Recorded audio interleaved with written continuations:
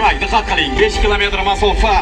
G'olib va sovrindorlar dastlab ayollar 3-o'rin. Oydina Ikramova. Olqishlab qo'yamiz.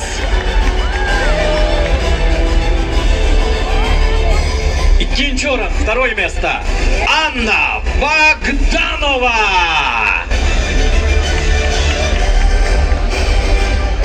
Hamda birinchi o'rin, первое место. Ulyana Kuzminova.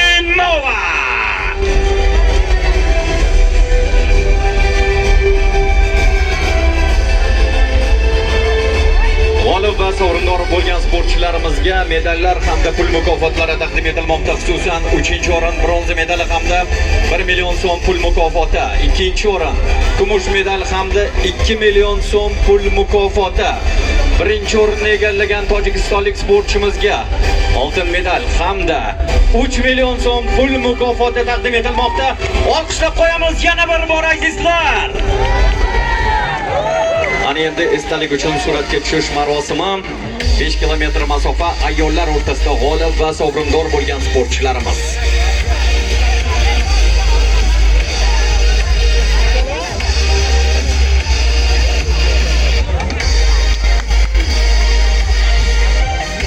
Поздравляем, yana bir bor tabriklaymiz.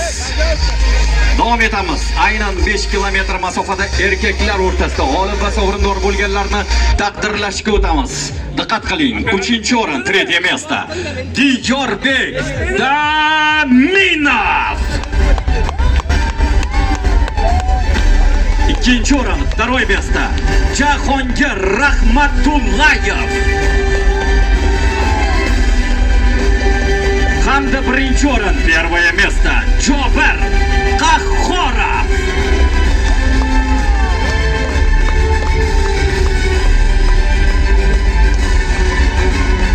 Ularga ham mos ravishda bronza, kumush hamda oltin medallar, shuningdek pul mukofotlari 1 million, 2 million hamda 3 million so'm pul mukofotlari taqdim etilmoqda.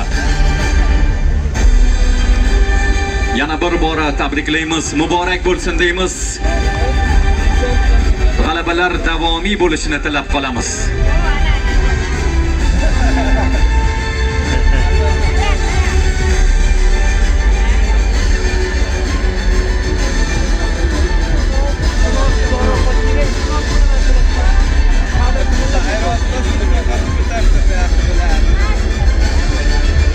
Esdalik uchun suratga tushish marosimi. Biz esa Toshkent ularni qo'llab-quvvatlab qo'yishingizni so'rab qolamiz. Qarsaklaringiz eshitilmayapti azizlar.